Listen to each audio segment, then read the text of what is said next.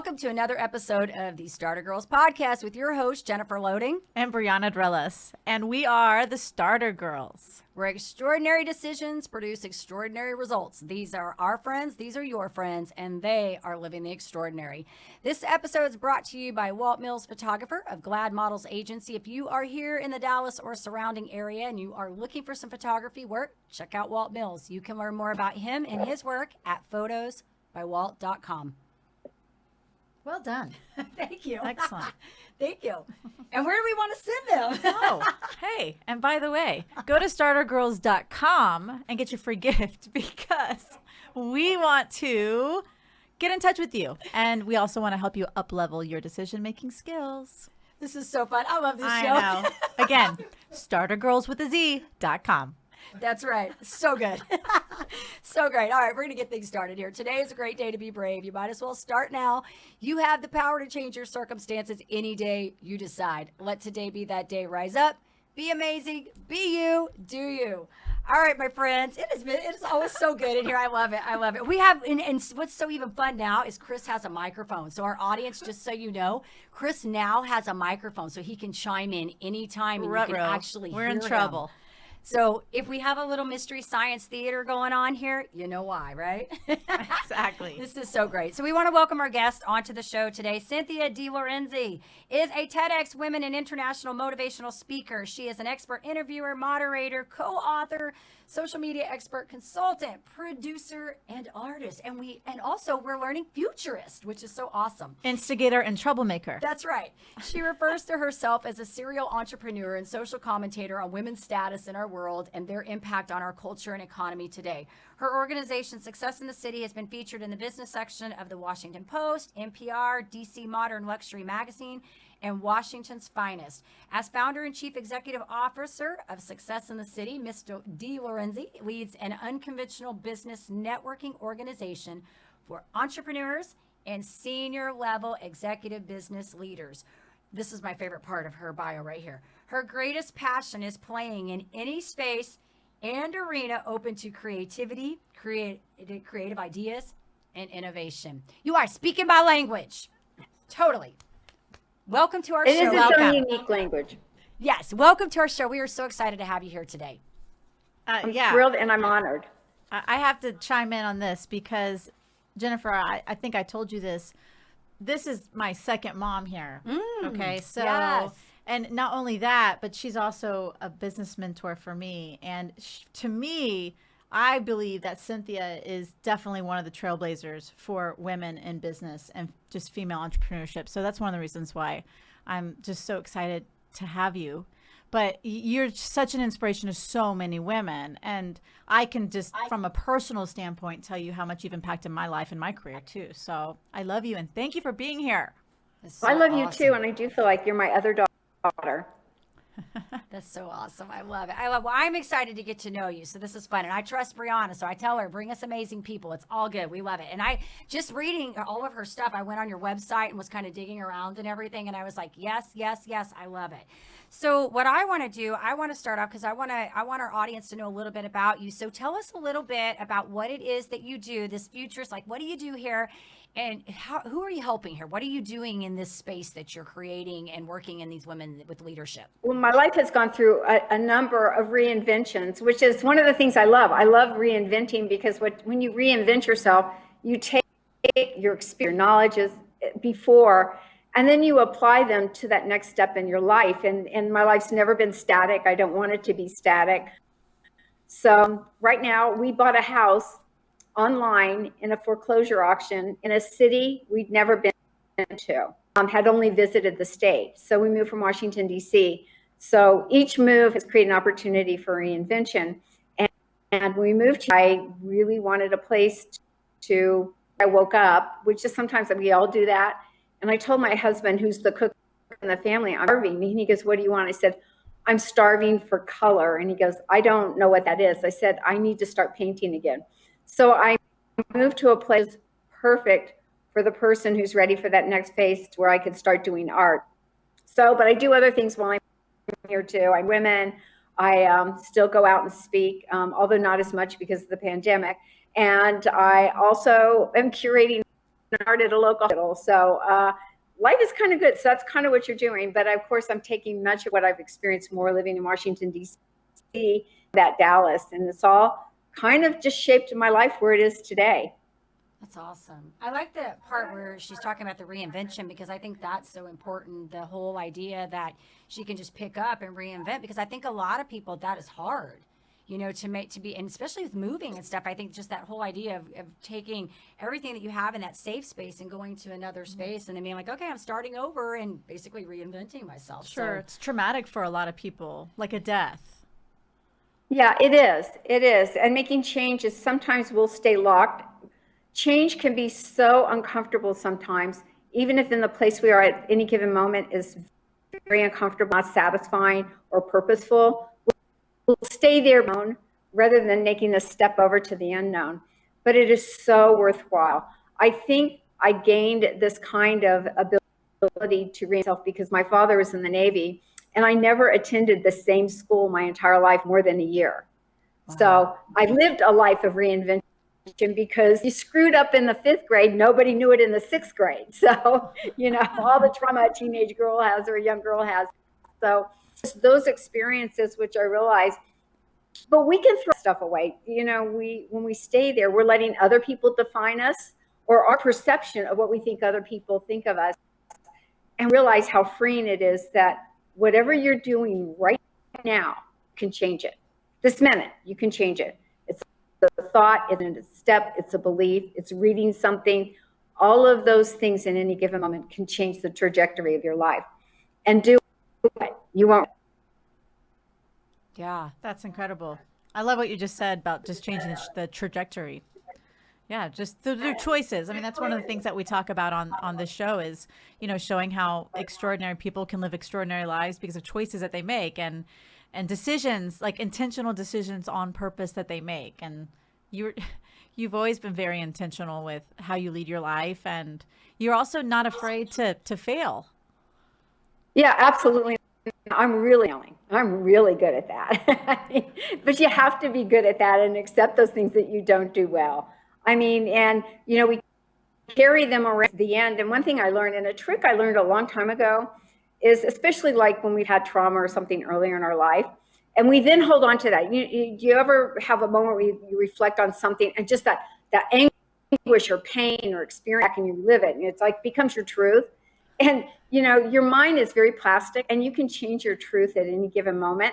So when you have that negative thought come up, all you have to do is go, instead of a teacher who debased you or shamed you, you can tell yourself a different story. You can say, wow, I didn't get an F. Mrs. Jones praised me for that A I got on that exam. Because that's the only truth that matters, is the plasticity to change what your experiences are, so you don't carry that crap with you as you move forward, and box it up, throw it away, change the story, and make that your new story.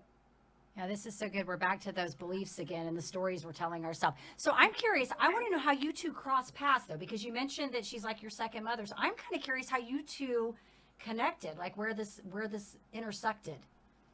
So, I Cynthia, think that. No. Yeah, Let me oh, tell. yeah, you should tell it. Let her tell the story. I'm going to tell how we know you. So we moved from Fort Worth, Texas to Richardson, Texas. I took a job there. We moved into a new neighborhood.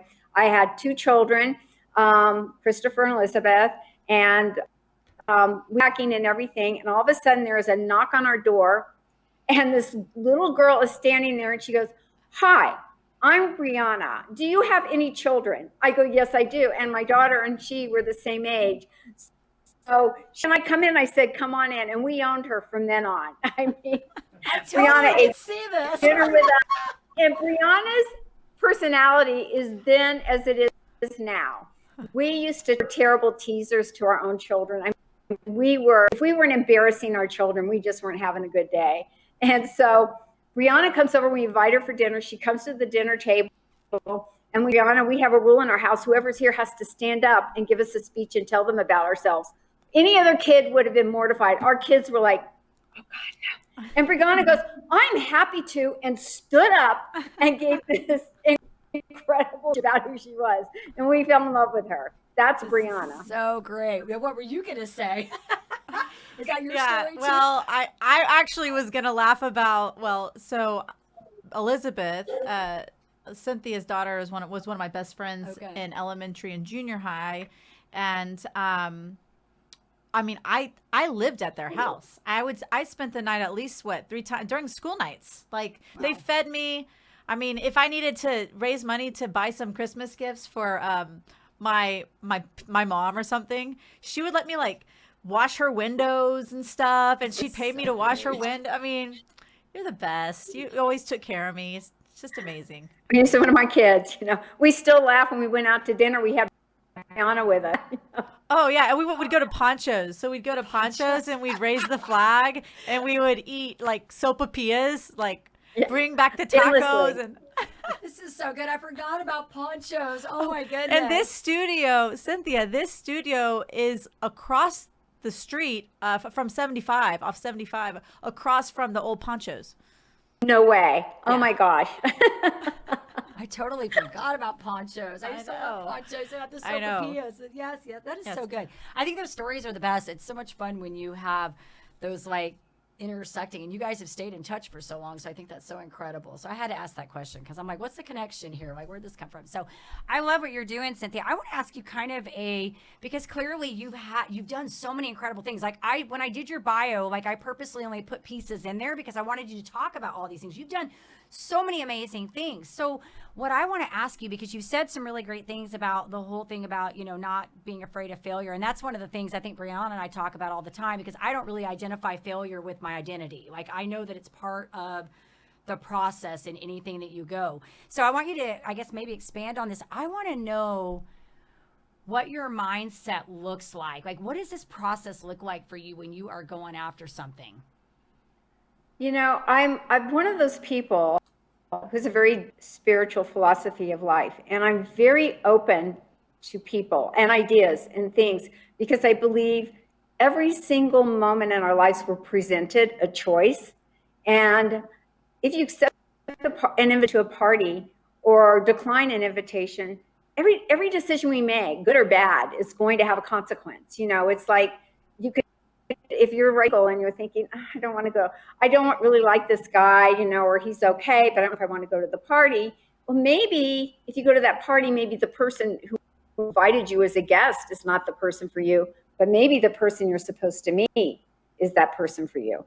So it's almost like there's no accident. My husband and I frequently talk about all of the little steps that us our meeting. I mean, we absolutely are soulmates, and it was so incredible when we explored.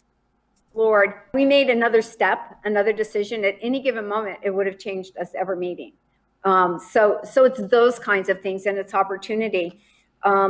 When I was in Dallas, I saw North Texas Technology Council because I saw this incredible future coming through technology, and I wanted Dallas to become the hub. In fact, all of Texas, the hub where business can grow and launch its technology companies. And we were first year of launch, and the leadership was really, I think, the driving force, because it's kind of like taking the vision. And at that moment, my brother died, and I was actually in Washington, D.C., taking care of him, coded and died. And I had to make a momentary decision because he had a company and my parents did and funded it. And I knew that I had to step in and take over his tech company. So I had to step away from that job. So it's like those momentary decisions, expecting this to be a very short-term step out from in the North Texas Technology Council, perhaps a month, 6 months to a year. And I ended up staying there 14 years. So when I moved to Washington, D.C., one thing I discovered, because Texas is unique. I mean, if you haven't lived outside of Texas, women in Texas are different, I think, than any place. My friends were very confident. You just can't tell a Texas woman no. I mean, it's just not permissible. And if you say no, chances are you'll regret it and do something incredible anyway. So when I got to Washington, I didn't have any girlfriends. And kind of by the years in Texas, I had developed friends, grown into my friends. And I developed a health crisis that looked very serious, and perhaps the outcome was that good. And I needed to have a support system of other women. So I had a one-time networking event to invite women to say by to sex. It was purely a joke. And women, and Washington, D.C. is very conservative. So to do something silly like that was kind of just the norm. And it got leaked to the press. We sold out the event. And we ended up that the women there who were all CEOs and running companies said, we got to do this again. And that's how we launched Success in the City. So it's just these little things that happen that just change the trajectory of your life. And that's kind of what we do. That's incredible. Yeah, it's good stuff. Good stuff. And so I maybe want to, and maybe you can chime in on this, Brianna, too, because I'm not familiar with this Sex and the City. I was kind of looking, or Sex and the City. I was thinking Sex in the City with Jessica. Hello, Success in the City. I was looking at the website and trying to get familiar with the background behind all of this. So what is this all about that you're doing with this particular? Well, right now it's not as present as it was when I moved here. Gotcha. Every place you move is totally different. Right. So it's kind of right now is kind of quiet time where we're just kind of letting women and let that relationship and kind of go forward where it needs to go. I'd hope to be able to more forcefully launch here, but again, you've got to have presence, you have to be attainable, and everything in its own culture. Dallas is its own culture. Fort Worth culture. Washington, D.C. is its own culture, and recognizing that. And when I moved here, I recognized I had to step into the culture I'm living in. And that's good. I mean, it's fine.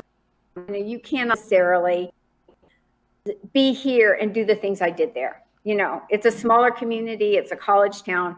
Its focus and emphasis is entirely different than what we're doing in D.C. And in D.C., we're really ready. One of the things I know in D.C. was very different is that the culture was in Texas, and this is what I shared in one of my interviews one time. We have a saying, howdy, but we ain't shook yet. That means just because we've met and introduced each other, it doesn't mean we're going to do a deal. I mean, that doesn't mean we're going to do business together. In Washington, D.C., it is so formal.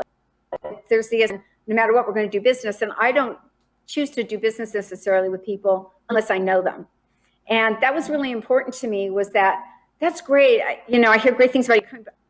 I want to know the choosing to be involved with and do business with, because that's a very important part of me, is integrity and ethics and those kinds of things. And so that's why this began to capture people's imagination, because women never really had the opportunity to come and approach each other. And I've gone around the world and I've spoken to groups about the difference between men and women. And one thing is that the difference between men and women come from an adrenaline-based place, and they hit it, chase it, capture it, kill it, or pee on it. And we'll turn and talk it to death. And when we understood those differences, we began to embrace each other in a unique way, saying the way we do deals and everything else is different than the way our counterparts do it. And that's okay. I love that. Well, and she said something really good too, because I'm thinking about, because I just had to turn down, Brianna and I were talking about this, I just had to turn down a business opportunity because I don't know about you, but I get a lot of people that are wanting to do things with me because I am a creator and a navigator. I will go in and I will make things happen. And so I have to really, if my gut is not feeling that, like I get into that and I don't really feel like I know this person and I know what their stand for and all of those things, like I just cannot do it. Like I have to know all that. And so I trust my gut, and sometimes I have to take, a little while to go through that process, but that's what I go with. Like, I don't even have to lay out all the facts. Like, I'm just going to go with my intuition on this. If it doesn't feel right, I'm just not going to do it. No cigar. Yeah. And I got to know the people. Like, it's an integrity thing for me. Like, I have to know where they're at. So I thought in Texas, I remember that so much being part of the culture there, that it was really important about those relationships. And if it wasn't that intuitive fit, click. And I think and it's an environment there which is open and receptive to that thing. I absolutely believe you should trust your instincts and your gut. Something tells you it's wrong. And I think we kind of teach our children maybe to not do that. And I think one thing we should be telling your children is touch your gut, telling you something. There are things in your life, intuition is incredible. It's like, I know things. If you just think about all the times where you think of somebody and then the next hour they call. How many times does that happen? Chris does that to me.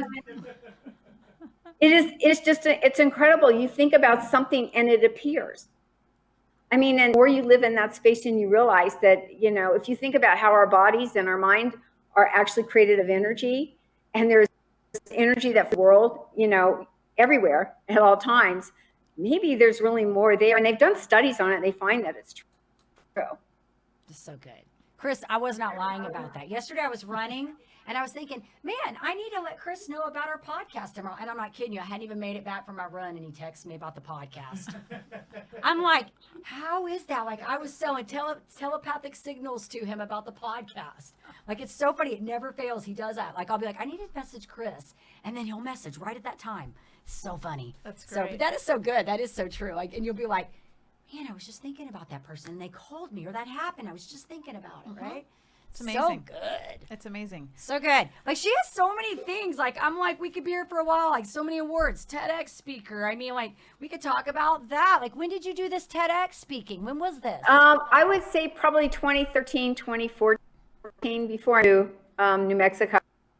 Yeah. What an honor. I had one other guest on here that was also a TEDx speaker. I want to say she's in, I'm going to get this wrong. I'm thinking she's in Georgia or somewhere, but she was a phenomenal coach and had a whole bullying story where she had lost weight and had carried the baggage from this for so long. And like, she had lost the weight, but was still harboring the baggage of being overweight and being bullied about it. And so she went on to tell her story and was a TEDx speaker. So It's amazing. so awesome. One of the things that when I will come visit you, so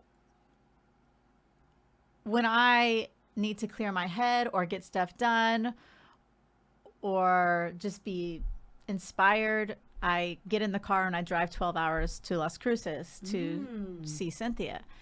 And sometimes I take my girls, sometimes I don't. And one thing that you always help me with is the positive affirmations. Like, you are definitely the one who introduced that to me. I mean, maybe it's something I knew inherently, but you really introduced that, you know, everything is as it should be. And, you know, really thinking about like everything is working for you, not against you, so to speak. So, you know, is that something, I know that that's something that you do every day, but, you know, when you're sharing with other women and when you're, you know, speaking, and I just feel like that's something that's just it's like part of your being, Cynthia. You know, it's like you just give that. So The power of affirmations is so incredible, and the power of our words, the power of our conversation internally with ourselves, with others is critical. The language we use, it's how in our language is everything in our world.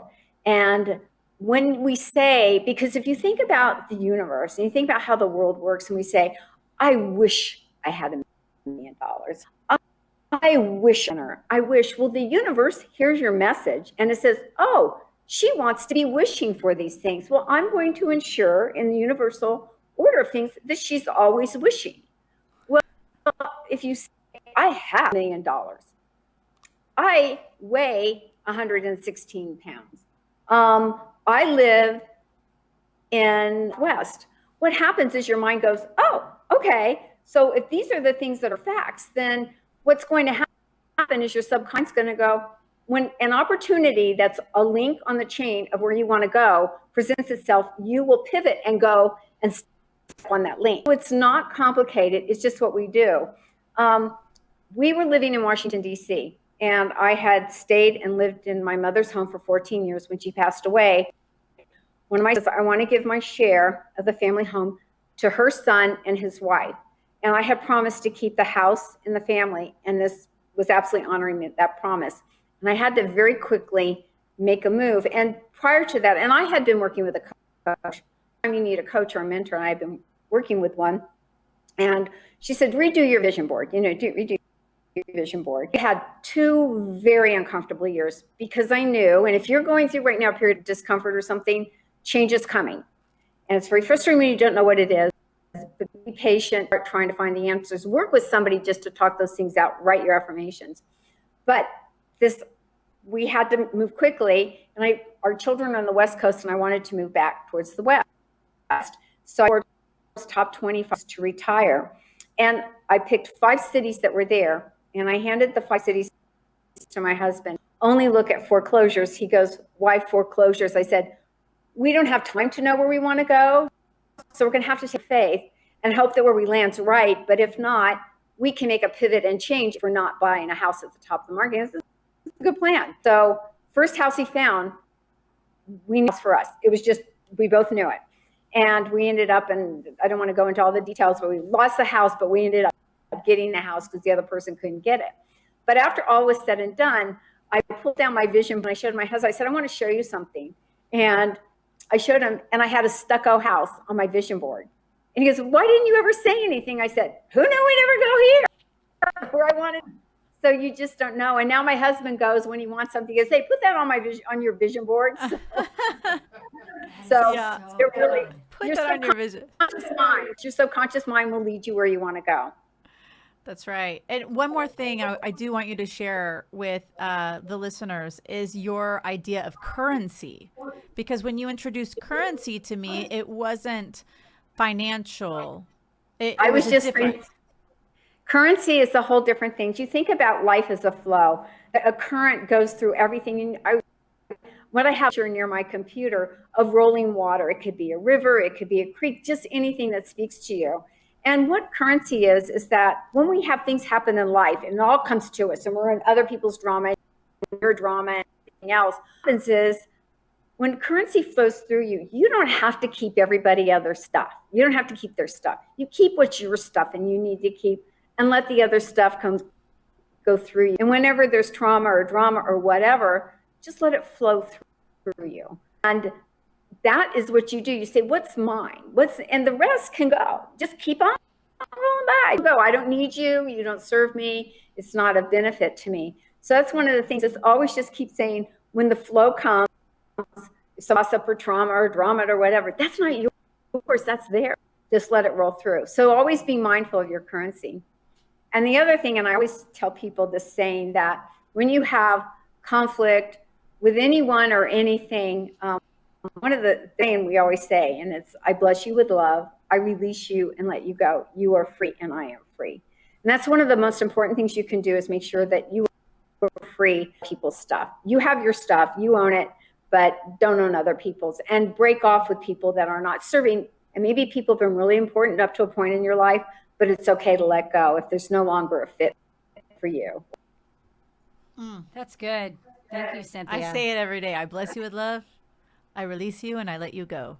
You are free and I am free. That is so good. That's right. And then you can also take an image, you can roll in a small ball of whatever it is, that conflict, that anguish, or the sorrow, the regret, whatever, and you mentally take it and you fling it into the air, or you put it in a fire and burn it. So, and that's what we did at the end of the show. My husband, who thinks all this stuff is just crazy, he goes, did you sage the house? Do we need to burn anything? This is so good. You know, Victor's looking at me like I'm completely out of there. Cause I'm like, babe, I got the sage. I gotta go in. And he's like, just let her okay, go. Let her go. Do He's her into thing. it now. He's like, hey, maybe we should take it to the restaurant, you know? Yeah, exactly. That's so good. Well, no, and I think all that's so good. The power of your words. I mean, it really is, because she touched upon the whole, because, you know, I always think of Tony Robbins, you know, where focus goes, energy flows. And I always talk about this even with my clients, and I know you do, is that whole idea that wherever we place our focus, yes, subconsciously, we will do the behaviors to support it. So when you talked about the stucco house, like I was back here like, yes, this is what I'm talking about, because I tell the story about my affirmations that I wrote in 2018. I'm writing a blog about it right now. I pulled them out a year and a half later while coaching a client, and 3 of the things that I had written out of the 5 had come true. And because I had looked at that affirmation for 4 or 5 months, I'd read it every single day, forgot about it, put it up, wrote a new one. You know, and then I go to pull this out and I'm like, oh my goodness, because they do. Your brain, there's something about that whole putting it on the paper, getting it there, seeing it, and putting that into your space, you know, in your head. So I think affirmations are good. I do them to my kids too. It drives them crazy. I know. Yeah. It sounds voodoo or crazy or spiritual, but it actually is based on science. And if you think about it, it makes a lot of sense. Yeah, I run around. You can be like this. Today, you're going to be a great kid today. You're not going to argue with your mother. I am great, and I listen. I'm a good listener, and And I always say the right things to my parents. Yes. Always. And I do what I'm told to do. I did, true story, I made my son read John Maxwell's book, what is it? Sometimes You Win and Sometimes You Learn. And he came back and I'm like, he read the whole thing in like one afternoon. And I'm like, what did you learn? And I can't remember what he said, but it was the funniest thing because he's like, something like, well, I think I'm supposed to be learning something when bad things happen. I'm like, maybe I need to get you to read a few more. He was like little. I mean, like he's That's like awesome. 16 now. This is my youngest, and he's like my mouthy one. So I need to work on affirmations with him more. That's So good. This has been good. I think we need to do some Yes. fun rapid fires with her. We're So going to do some fun questions. exactly. I'm going to let you start this off since she's your guest today. Okay. Let's see. Well, You already know so much. I of know. this, huh? I know.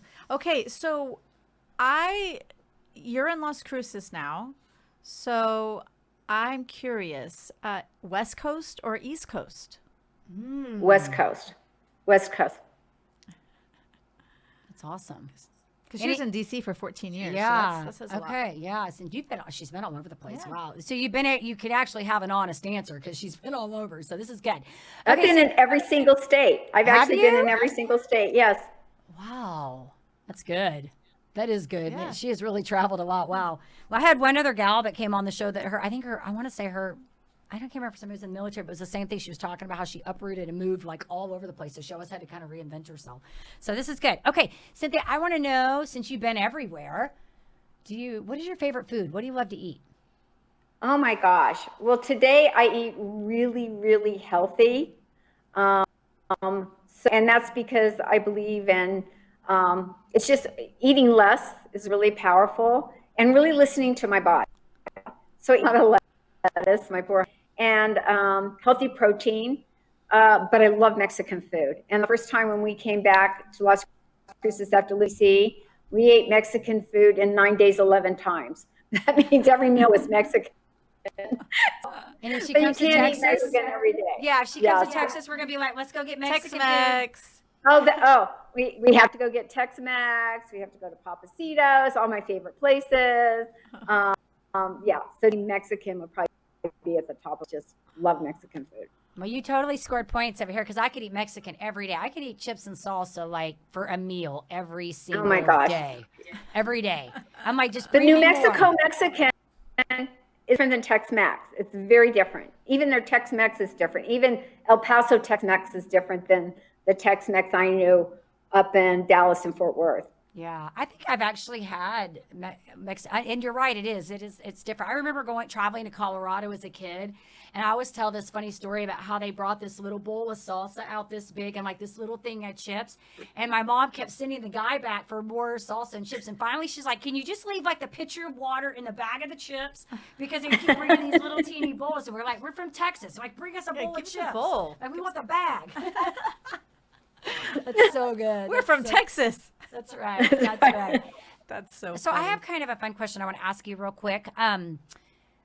What would you say maybe has been like your most favorite, I want to say like maybe motivational speaker or author? Is there anything that sticks out in your mind that you'd be like, that is really one of my favorites? Oh or my just gosh, resonates? there are so many people. In Washington, D.C., I started a series called the CEO Chick Chat, and it was also CEO Chap Chat. I got to interview the most incredible people. I would say the person I really, if I could be like anybody, it would be Oprah Winfrey. I love how she questions. And there are the most incredible people that cross your path, and it's not just Washington, D.C., all over the world. Emily was innately curious about the underneath of everybody. And so I would say that has been the greatest influence. I cannot tell you how many people influenced my life, how many people have shared the most incredible stories of their lives that you don't know. I mean, we just meet people and we say, oh, they're the CTO they're the CEO of this company. But when you get underneath it all and you go, how did you end up here? You go, oh my God. I mean, mine was a cakewalk compared to some people. So I would say that it's too innumerable. Just somebody will pop in my head, and I would say everyone will influence my life and changed it in some way. because they're improbable stories, amazing stories, they're brave stories, inspirational stories, changed my life. And it's that if there is anything I would recommend anybody do, it's learning how to ask questions, sincerity, and true curiosity. You will find things that you could not believe people will tell you if they know that you're coming from a sincere place. So I wish I could say it's one person. Mine is so many people I can't even begin to articulate. But if you go to Success in the City YouTube channel, you'll see some of the people I've interviewed. Linda Curitin, who was the first African woman chief technology officer of NASA. Let's see, Peter Buffett, Warren Buffett's son. Gary Shapiro, the CEO of the Consumer Electronics Association. I mean, there are Robin Wilson, the CEO of Robin Wilson Home. All these people have amazing stories, how they ended up, but it is amazing. So it's a lot of people, not just one. That's so amazing. I love it. Well, and Sim, we got you to talk about that, which I think is so great because I didn't even know all that. Like now I'm going to have to go check out these videos that she's talking about too. Absolutely. So thank you for sharing that. This has been so much fun. I think we could be here for a while. I know it. So this I has know. been great. So tell us, okay, you are an incredible artist and you downplay that a bit. But I know that if people want to find you, follow you, where would they go? Where can they check out your art too? Because you do beautiful work. I'm really bad at updating my website because I'm always busy. I'm curating. I've got many things going on. But go to art or follow me on Instagram. If you just look up Cynthia de Lorenzi, you'll see a whole bunch of stuff out there on me. But Cynthia.art. And that's a great, if you're an artist, you need to try to get the domain extension .art. This is the coolest story. If you get, because there are new domain extensions come all the time, .com, .org. And a girlfriend of mine, her name's Alexa Rad, she's brilliant. She's another one of those women who just absolutely blows me away. How she was the last plane out of Iran when Khomeini was toppled. She was the last person on a plane. She was 12 years old. Her father was in the military. Her mother was German, living in Iran. And they had left, they were threatening. You remember when they taken over the embassy and held hostages for such a long time? And this is an amazing story. So these are some of the stories we have. So she remembers being on this plane and she had a sister and a baby brother, and her father kept having at their estate people sticking notes, are you with us or against us? And he said, I will never raise my children in their estate. So somebody came to him and said, there is one plane that is leaving, a plane out of Iran, and we can get your family on it. And they said, and her mother is an incredible artist. And so he said yes. So at dark before dawn, they're in the car, and she remembers her mother going around their estate, and she'd take down art off the wall and say, and they could only really take with the clothes they had in a couple of suitcases. They did time to pack up some people on the plane, but they did not. And so she just remembers her mother taking things down, looking at it and saying, I can't take this. And but they're in the car, and all of a sudden, this carload of men, young men with arms, stopped them. And so he goes, where are you going? And, and they were like, what do we say? And all of a sudden, the baby started, and this is what the baby started crying. She goes, look what you've done. You scared the baby. Put down your guns. Put down your guns now. And she intimidated much. They let her go. Well, they end up on this cargo plane. That's the last plane. If you've ever been one of those, they're big belly planes. You've got stuff inside it. And they're on the tarmac. This is the last plane to leave in the freedom. They are on the tarmac, and they're just now beginning to go down the runway. And all of a sudden, the pilot goes, because there's women and children on this plane. And he goes, they're stopping us. Be quiet. Be quiet. So the pilot stopped the plane. They let the back cargo plane piece go down the back of the plane. And this young guy, he's like 18 or 19. The guy's guns and trucks standing behind the plane. He walks up the plane, and he's standing there looking around. And all of a sudden, and all the mothers are trying to keep everybody quiet, one of the babies starts crying. Now, this is the moment when everything in life changed. He could have said, they're trying to flee the country. Stop them, hold the plane. He stopped. He went down to the back of the plane. He goes, there's nothing here. Let them go, and got off the plane. And that's how they got out of Iran. Oh, Just gave me chills. Wow. Crazy. Wow. Thanks for sharing that. Yeah, Wow. that's an incredible story. Wow, this has been amazing. Oh my goodness. Oh my goodness. Thank you, Cynthia. You have been an amazing guest, and you've got so many. I'm going to have to go do some more research. You just have so many incredible stories. I love it. And I think we just don't even have enough time to cover everything. There's so much. That story, I'm stuck on this. I got to go look at all this. I know. So I do want to say thank you for jumping on here. Thank you for enlightening our audience. I know they're going to love this and sharing with us. I think you're an incredible person. You've done some amazing things. Brianna, you want to add anything? I'm stuck. No, thank you for being a part of the Starter Girls today. And we love you so much, and we appreciate everything you do for women in business and for people. And you are such an incredible inspiration. Absolutely. Absolutely. And with that, yes, go ahead. Keep doing what you're doing. You guys have great energy, a great personality. I just think it's awesome. Thank you. Thank you.